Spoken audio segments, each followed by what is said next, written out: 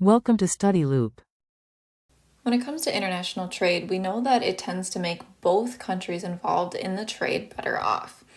And so, even though most countries right now tend to import very large quantities of goods and services, they're still able to enjoy a high standard of living. And the reason for that is because, regardless of the fact that they're importing large quantities, they're still also likely to be exporting large quantities of goods and services as well. And this comes down to this idea of specialization.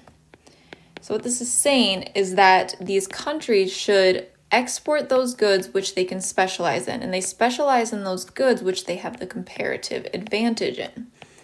So, if countries are able to produce and export those goods which they are specialized in because of their comparative advantage, they'll be able to produce and export very large quantities that will allow them to have a high standard of living. But it only does that because they're also going to then be importing those goods which they don't have the comparative advantage in. So what this does is it allows the consumers within the country to not only consume the goods which their country has a comparative advantage in, but also those goods which they don't. And they're able to consume more of both of those goods because of this international trade that's going on. So we export what we're good at, we have that specialization in, and we import what we're less good at, those things that other countries can specialize in.